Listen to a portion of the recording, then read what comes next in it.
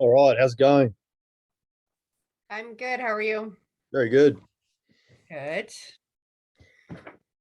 You got lots on the go these days? Oh yeah, yep, Yeah.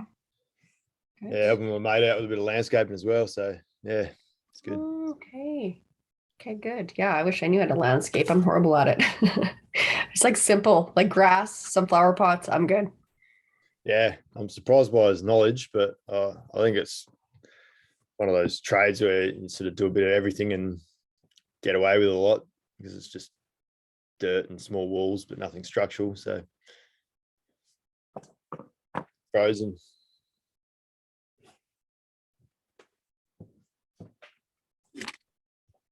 Oh, are you there? Yeah,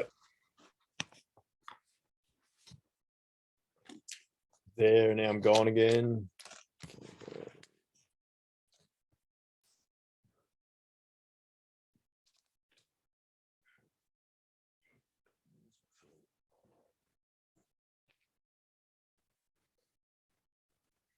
Is that better? I just heard you say that. Yep. Yeah, just my Wi-Fi playing up. Cool. Right. Okay. So yeah, yeah, your how's your mindset going forward, I guess. Oh, like this is my hard part is all of a sudden I get put it my focus and I've set it as my priority. You get the routine and then other things come that are also important, right? And so then I lose focus a little bit and then I get down on myself. And it's kind of like that. I try to be so rigid because as soon as I this happens, I start to spiral down a little bit. So I've got this couple coming from Ukraine. They're in Regina, and I've been all week, I've been like, when am I going to pick you up? Like, it's like everything. I'm like, hey guys, we got to keep the house clean. They're coming, right? Like, it's just everything is like becomes a priority and then you get exhausted. So that's my struggle right now. So I'm actually going tomorrow to pick them up. So then they'll be at in my house with me and that will be a new routine. So this is where it's like I need to figure out how to get beyond these without self-sabotaging, like without giving up because it falls off a little. Yeah, you feel like you've got some new tools to handle that now.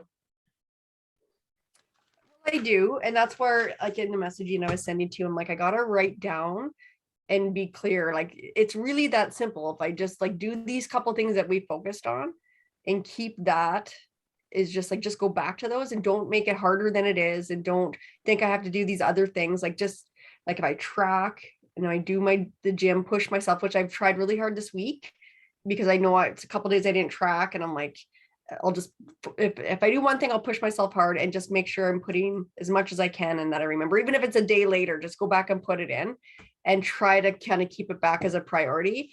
Um, yeah, and just trying to drink water, just these certain things. If I can keep doing that, and then as soon as things like lighten up a little bit, then just get right back to it 100%, you know? Yeah, cool. And I think, yeah, I mean, like if you're trying to get super lean and toned and you're very close there, the weight is going to be pretty irrelevant, right?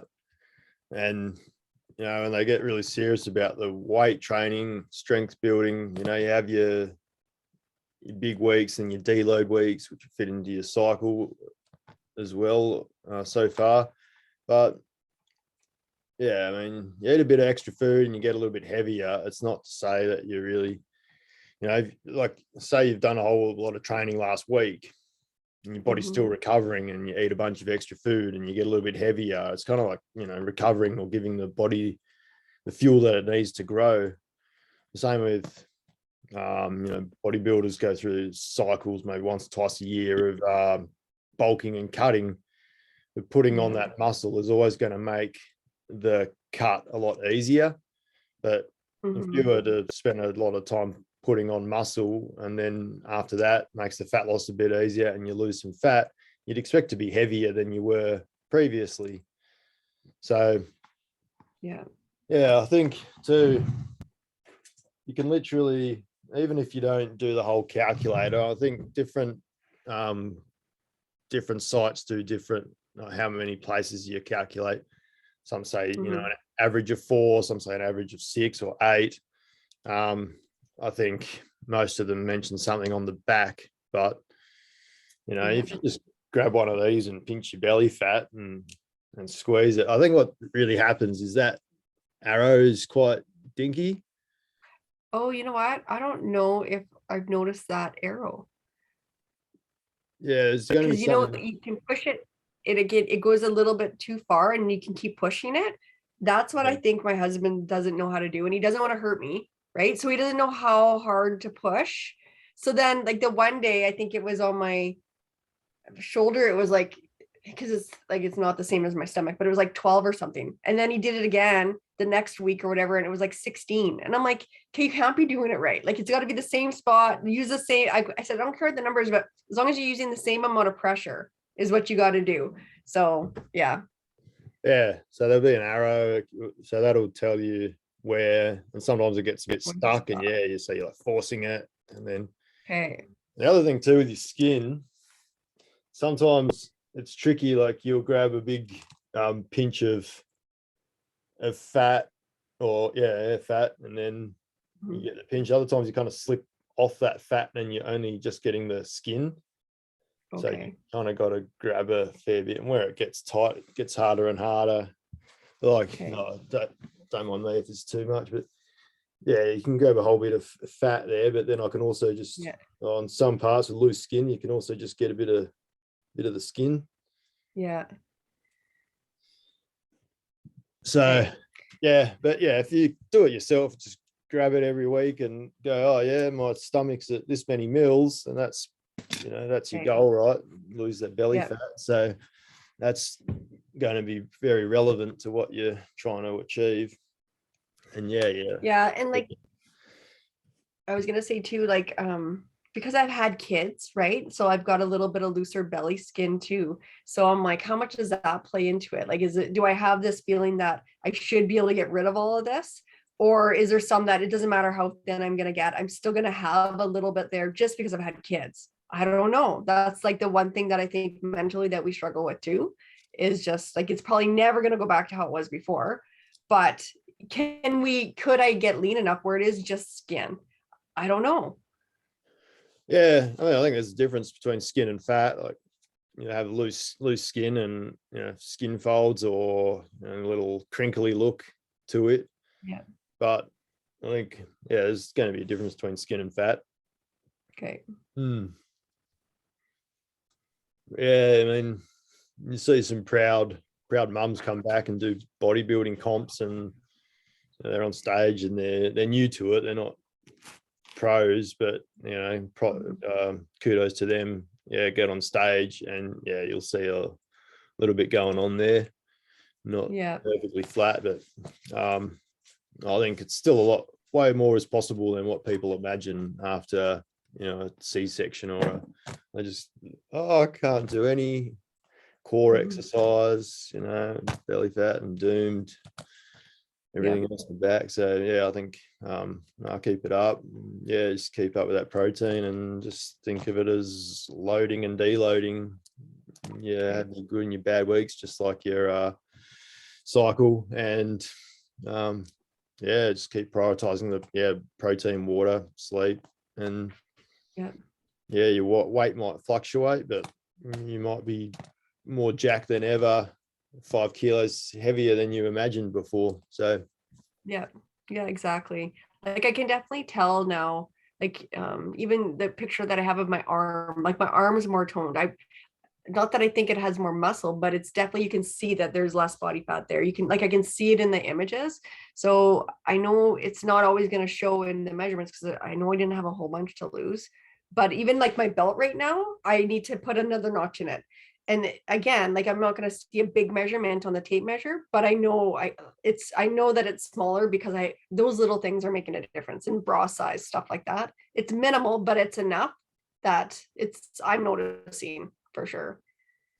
Photos are a good one too, and the way you look, and all of those other things, bra size, sure. So I mean, really, when it comes to like the toning up, the last little bit, scale weight and circumference measurements are going to be pretty irrelevant. So Okay. yeah, I think if you measure things like that, it should help with the mindset as well, that it's not all spiraling out of control just because you know, don't put it at the focus. Yeah, I don't think it's a case of having to be 100% focused all the time, but just not, like say, spiraling out of control when you do lose focus. Just I think I try to get that message across. It's like them just showing up. I don't care if people always go, oh, I don't know if I'm ready to commit. Commit to what? You don't even know what is necessary for you to, I don't know what you're trying to achieve.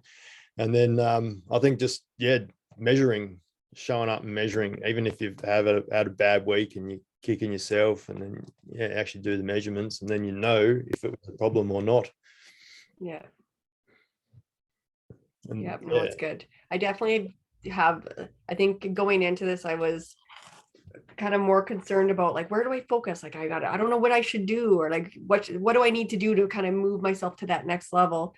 And definitely there's clarity. Like I know now what I need to do. And so I can't deny that it's like, well, if I do that, that's not the right thing. Or if I do that, that's like, I know what works.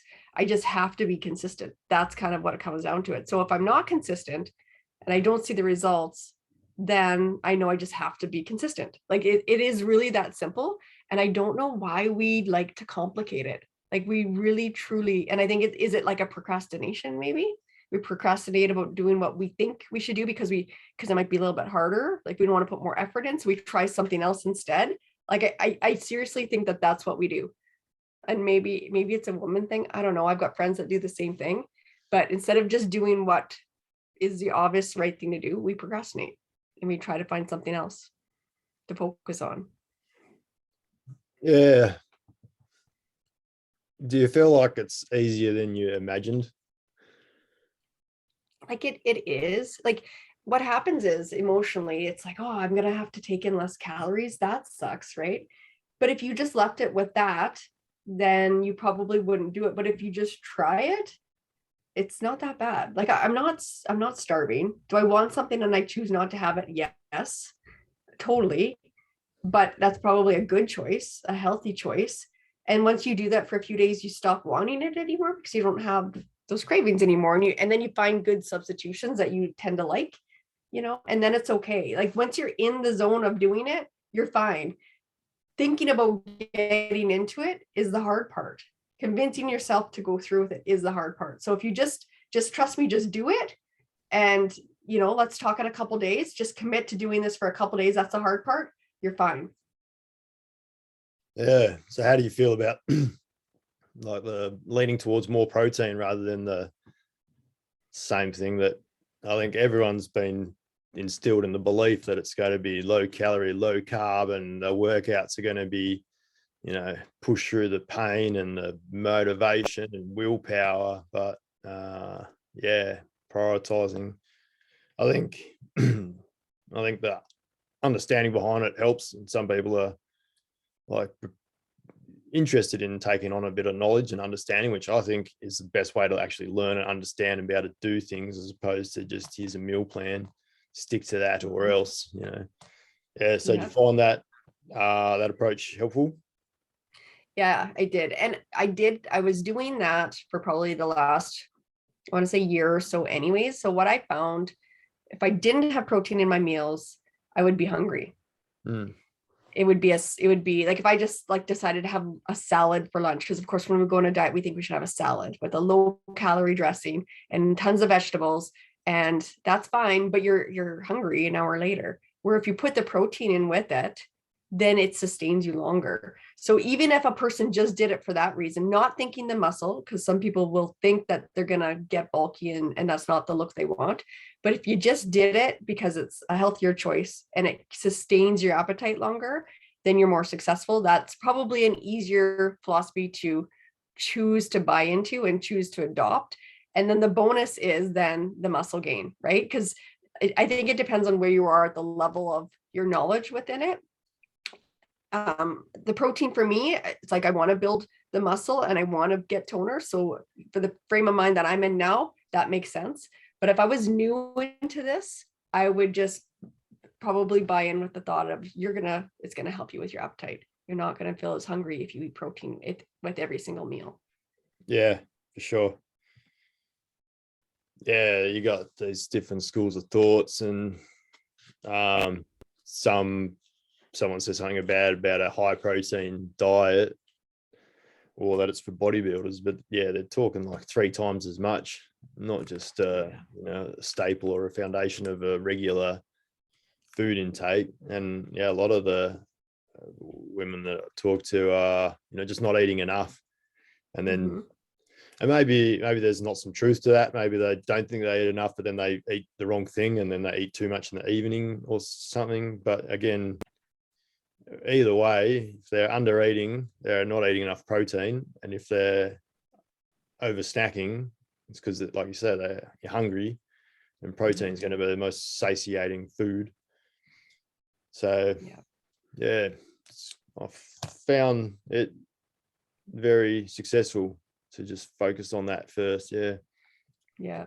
Like, and I think like educating yourselves on different forms of protein is important too, right? Like I'll have meat with lunch and supper, not usually for breakfast unless it's the weekend, but Greek yogurt, plain Greek yogurt, and I'll put a little bit of protein powder in with it. Or that you can buy unflavored protein, and then that you can buy this little flavoring you can add to it. It's like this little tiny. So I'll use a little bit of that flavoring in my Greek yogurt instead, and then it'll taste like chocolate. And then you can put a little Rice Krispies in or something. So there's ways that you can kind of adapt some of the things that you wouldn't traditionally think. That's my snack.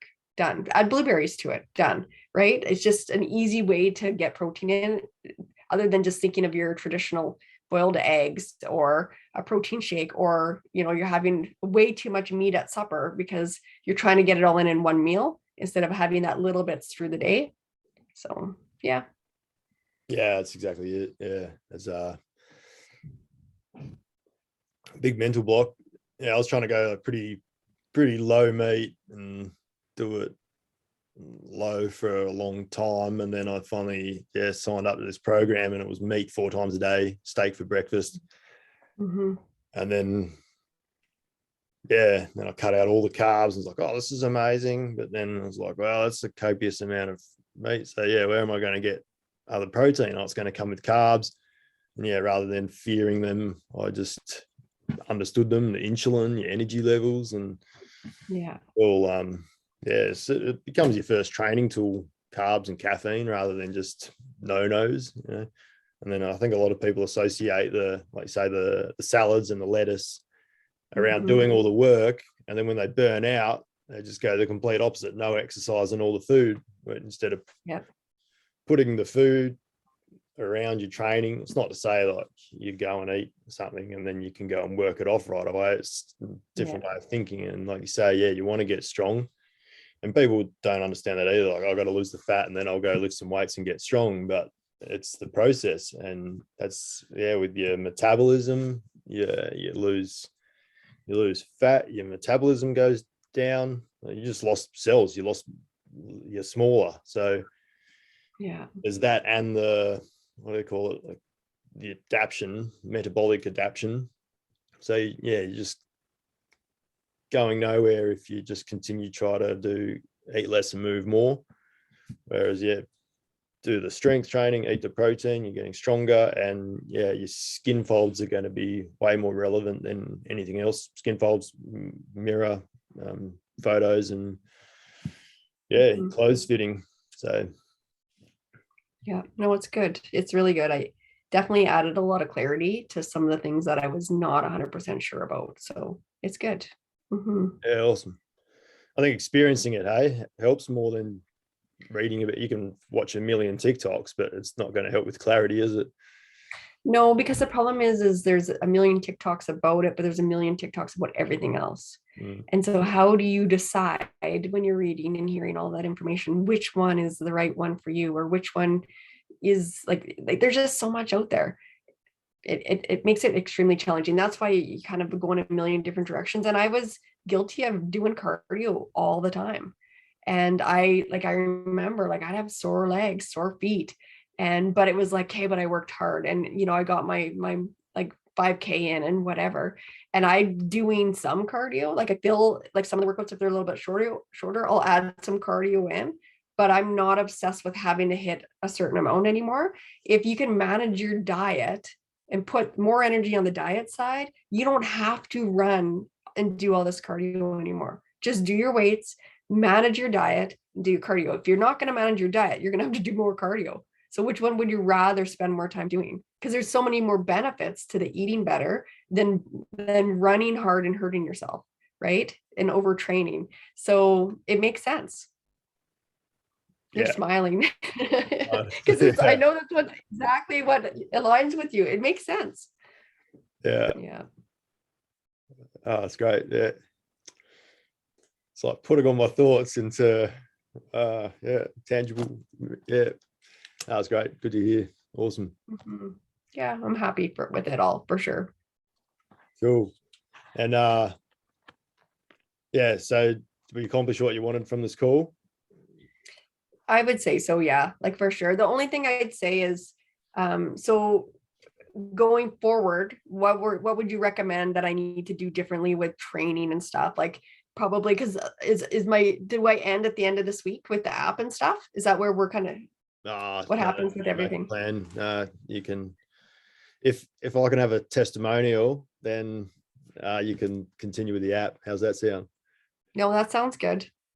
Yeah, sweet. So yeah, it's no skin off my nose to just keep your account open. So I would just keep increasing the weights, and you can vary the split. You can do, Okay. Same thing, 4-6 weeks, and then you can vary the split. What are we doing now? The push lower upper. I mean, I think it's pretty good. You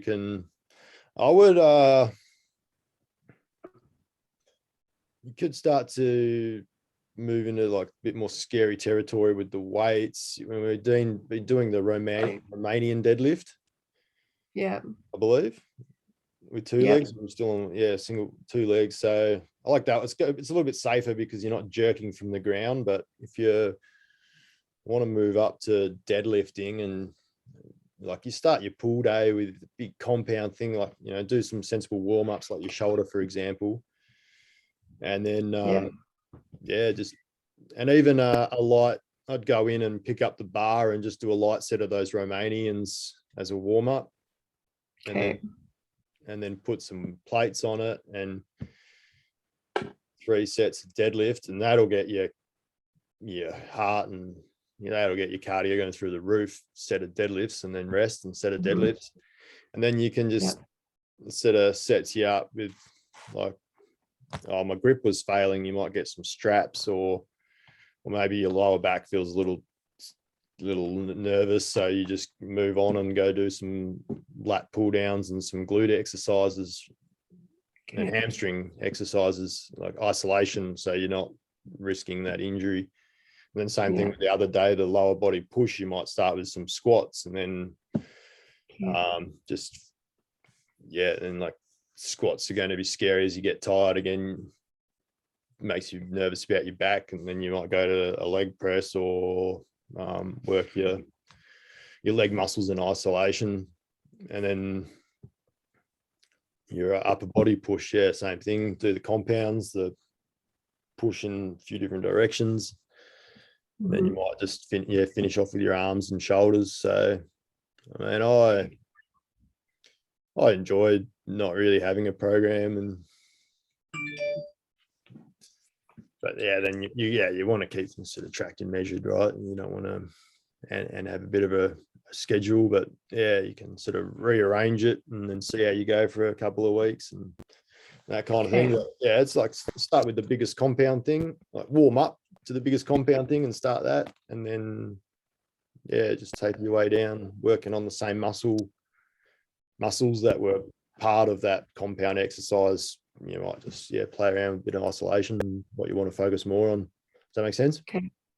Yeah, it totally does. Because there's a couple exercises that I'd like to kind of add back in, and I might maybe keep these 3 days and then do a variety of my own 3 days and just kind of work them together. Focusing on like the big compound exercises, right? There's just a couple other ones that are I think a good variety to add in. So that's good. What are For what sure. are they? Well, someone like I'd sent you some of the stuff that I did before for workouts and stuff like that. Can't remember, it was a while ago. How did I send that to you? Anyways, I took a picture. That's what it was. But there's just like the Smith machine, like some squats on the Smith machine. There's one called for the hamstrings called Good Morning. Do you know what that one is? Yep. Like where you put the barbell on your back and you just kind of bend forward and it's sitting kind of up on your shoulders. So stuff like that, or a few. There's another one where it's like squat, you hold like a plate, and then you put your heels on each plate, and then you do a squat, not a really wide stance though, but you go all the way down to the bottom and all the way up, right? And it's just you got the plate more in your hands than anything. And for some reason, I like that one too. I felt like it was like I was really fatigued, but I didn't feel unstable with it. But my legs got tired because I did it was so deep into when you Yeah. went down. It So takes the ankles out of it, so it's going to be more quad dominant, and then it's going to smash your quads more. Yeah, I wouldn't really yeah. try to rely on the Smith machine for squats. Just use the bar or Okay. There's one I do where with the Smith machine, it's low down, it's on my thighs, and then just single leg. And then I don't know what you call it, but like you put your other leg back and then you lean forward. So it's like a single leg dead in a way, I guess it would be, right? Yeah. I like it on the Smith machine. Yeah. I definitely used it on the Smith machine in the past too for clients. Yeah. And it's really good. Gives you another point of stability so you can afford to go heavier. So yeah, I mean, you can just switch out single leg deadlift. I don't think we have it anymore in your program. Another thing I try to do too, maybe, is you've got all the like two-legged really stability exercises or really stable exercises on one day. Oh, just sorry, say that again. It stopped. I couldn't hear you. So you do everything on two legs on one day, and then you might do everything on one leg or unilateral the next day. Okay. Or the next 3-day cycle. Does that make sense? So okay. Oh, hang on. You cut out again. Yeah. How's that? Just wait, you cut out again. How's that? Your Wi-Fi. Hey, your Wi-Fi is challenging sometimes. Yeah. I don't know what happened. It was just completely shut itself. And I've tried it in 3 different PowerPoints and it started to work. But now I'm just going off my phone and somehow in a bit of a hole from Wi-Fi here. But so like I do, all the big compound to like stable exercises. And then the next 3-day cycle, you might do everything unilateral. Yeah. But I would just, bring in, like I said, those like lower body push, do all your squat movements. Mm-hmm. And then the good morning is very similar to Romanian deadlift, right? It's just a hip hinge, effectively, get your hamstrings. So you can work that, either alternate, or switch it out, or work it in with your Romanians. Yeah. So that's it. Yeah. Okay.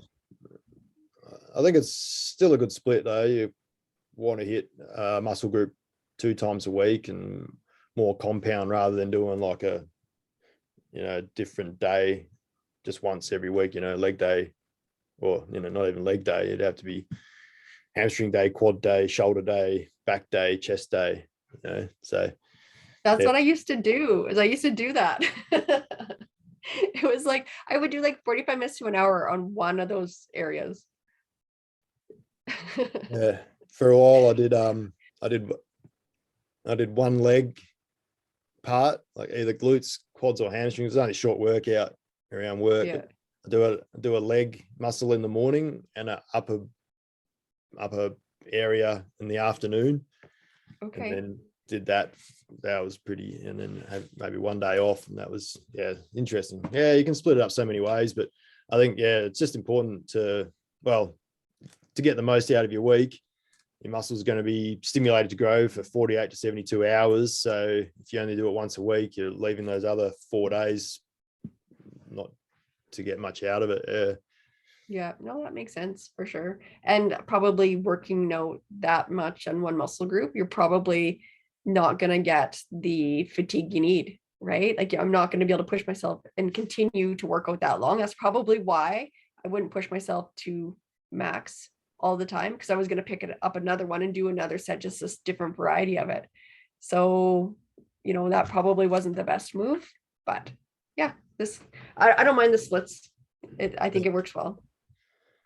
Yeah, and saying that too, like before if you're doing that one exercise, you just do a drop set, where in the last set you just move the pin down or take half the weight off, and then without a rest, and just keep going to complete burnout. That's a good idea. Yeah, creative ways to completely burn yourself out without doing such variety. And yeah, it's good. I had another fleeting thought, but cool. Okay, sounds good. Awesome. Yeah, and if shoot me comments on TikTok anytime. I can make videos about it. It's always helpful for me too, to content ideas and a bit of back and forth. So it's great. So yeah, no, that's good. You've said a lot of great things. I could take snippets from that, but would you mind just explaining what you're struggling with and what you wanted to achieve and how this has helped you over the last 6 weeks? You want me to do that right now? Put you on the spot. Okay, I would say that when I came into this, I struggled with trying to figure out what I could do differently, and I had too many different options out there to follow. So I was confused. I knew I needed to do something different, but I didn't know what.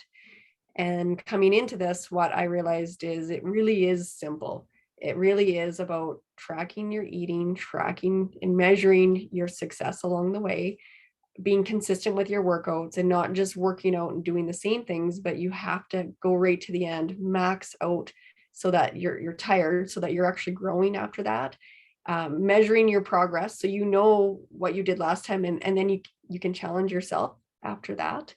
And instead of spending so much time thinking cardio was the way to lose fat, what I did is I shifted my energy and I focused it on the eating. I tracked it so that I knew what I was taking in. I had protein in every one of my meals through the day, and a variety of different protein.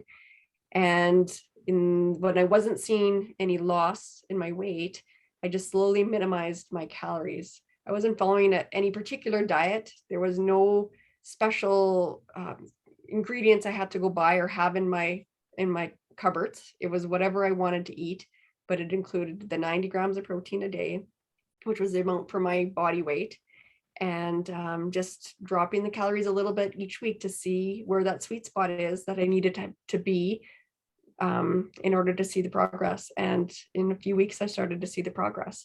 And I didn't have a whole bunch to lose, but this is the hardest part. At the end of the journey is the hardest part.